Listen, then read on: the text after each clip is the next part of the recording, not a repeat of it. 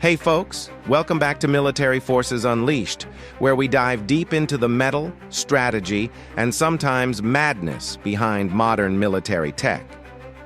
Today, we're taking a close look at a ship that's quietly become one of South Korea's most important naval assets, the Daegu-Class Frigate. It might not have the fame of an aircraft carrier or the stealthy mystique of a submarine, but this class of frigates, it's packed with tech, ambition, and a few headaches along the way. In this episode, we'll break down its design, capabilities, real-world performance, and yes, the controversies that come with building something new in an age of rising maritime threats. So if you're ready to set sail into some serious naval engineering drama, hit play, and let's get started.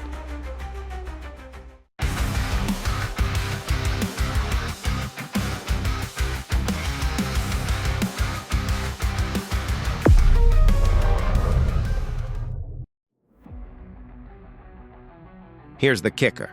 South Korea built these ships to counter North Korean subs and patrol their disputed waters. But they ended up with a frigate that can do more than anyone expected, for better or worse. To understand why the Daegu class exists, we need to rewind a bit. South Korea has long had a robust navy, but for decades, it relied on aging ships and foreign imports. By the late 2000s, though, things were changing. North Korea was getting bolder, launching missiles, sinking ships, and flexing its naval muscles. Meanwhile, regional tensions with Japan and China over islands and EEZs, exclusive economic zones, kept simmering. South Korea needed a new kind of warship, affordable, capable, and versatile enough to handle everything from anti-submarine warfare to patrolling contested waters. Enter the FFX program, Future Frigate Experimental, a plan to build a series of smaller frigates that could be upgraded as needed. The first batch, the Incheon class, came online around 2013. But by the time those ships were sailing, Seoul already knew there was room for improvement. And that's where the Daegu class comes in. Bigger, faster, and packing smarter weapon systems, it was meant to be the next step in South Korea's naval evolution. But like many ambitious projects, it didn't go exactly as planned. Delays crept in, costs ballooned, and critics wondered whether the country was trying to build too much into too small a hull. Still, the Daegu class represented something bigger than just a single ship. It showed South Korea wasn't content being a buyer of Western tech. They wanted to build their own, tailored for their unique security environment. And honestly, that's the kind of story worth diving into. Let's talk about what makes the Daegu class stand out. First off, size-wise, it's not huge, around 122 meters long and displacing roughly 3,650 tons fully loaded.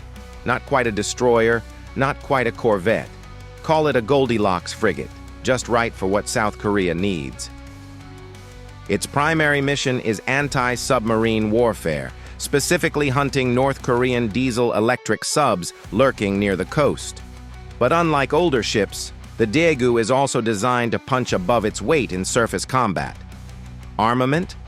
You've got one 7.5cm main gun, Auto Melara Super Rapid, 16-cell KVLS, Korean Vertical Launch System, RIM 116 Rolling Airframe Missiles, Sea-Star Radar System, Ka-band ISA radar, helicopter hangar for a SH-60K or indigenous Syrian helicopter, sonar suite including hull-mounted and towed arrays. This isn't just a patrol boat with delusions of grandeur. It's a full-on multi-role platform. Think of it like the Swiss Army knife of the sea, compact but ready for almost anything. But here's where it gets interesting. The integration of local tech. South Korea's defense industry has been growing fast, and the Daegu class is one of the first platforms to really showcase that. From radars to sonars to missile systems, a lot of what's on board is homegrown. Now that's great for national pride and self-reliance, but not always so great when you're debugging complex systems on a tight timeline. Which brings us to the next point. Okay, let's get real. Building your own military tech sounds awesome until you realize how hard it actually is. South Korea learned that the hard way with the Daegu-Class. Originally scheduled to start production in 2014, the program faced delays due to issues integrating the domestically developed radar and weapon systems. Specifically, the KVLS and the AESA radar, both cutting-edge, weren't quite ready for prime time. Think of it like trying to plug a brand new smartphone into an old charger. Sometimes it works, sometimes it doesn't, and sometimes it just smokes. Costs went up, schedules slipped, and suddenly, the Daegu wasn't looking like the cost-effective alternative it was supposed to be. But here's the twist. Despite all that, once the bugs were ironed out, the Daegu proved itself. It performed well in live-fire exercises and demonstrated impressive interoperability with allied navies during joint drills.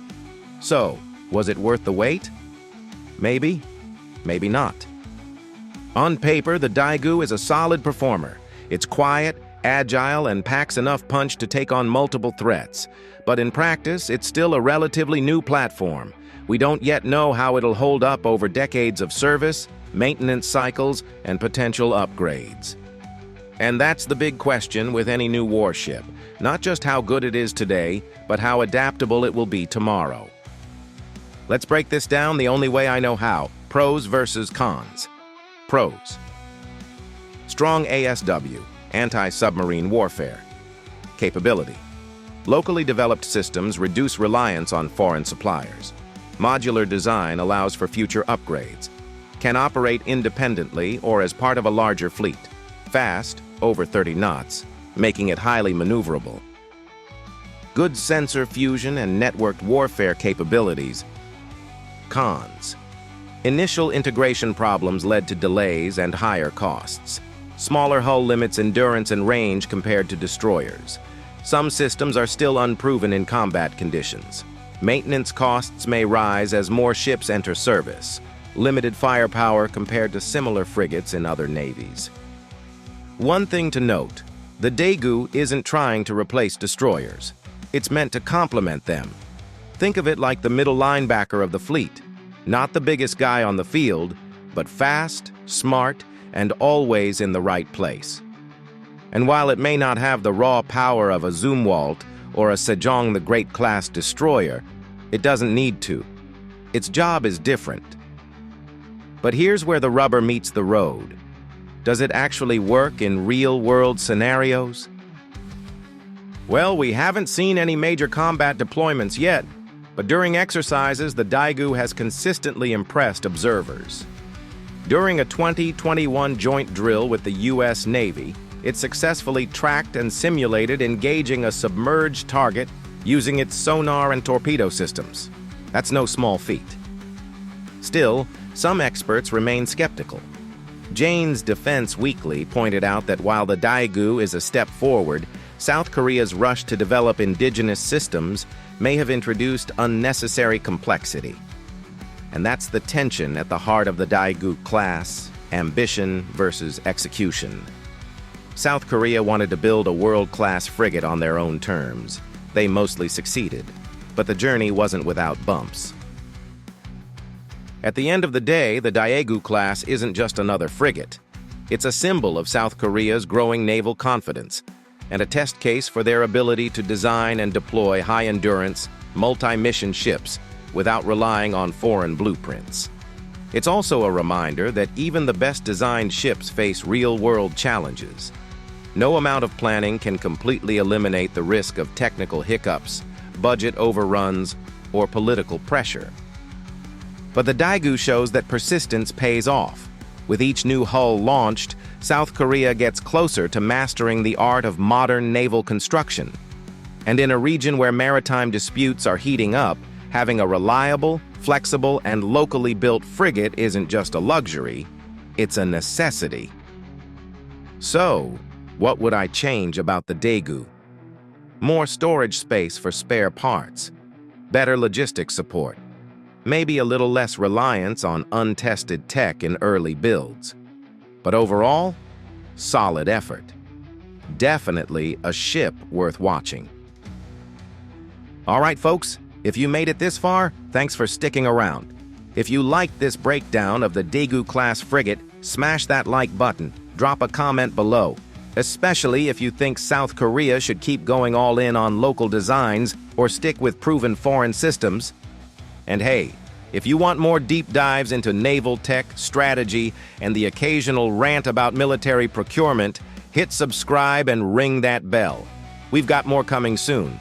Until next time, stay sharp, keep learning, and remember, every ship tells a story. You just have to listen. A huge thank you to you. Yes, you, for watching and supporting Military Forces Unleashed. Every like, comment, and share helps us grow and keeps the channel alive. Seriously, it means more than I can say. If you enjoyed this deep dive into the Daegu-Class Frigate, don't keep it to yourself. Tag a friend who's into ships, subs, or anything that floats and shoots stuff. And hey, drop a comment below. Let me know what you thought, ask questions, or just flex your naval knowledge. I read and reply to as many as I can.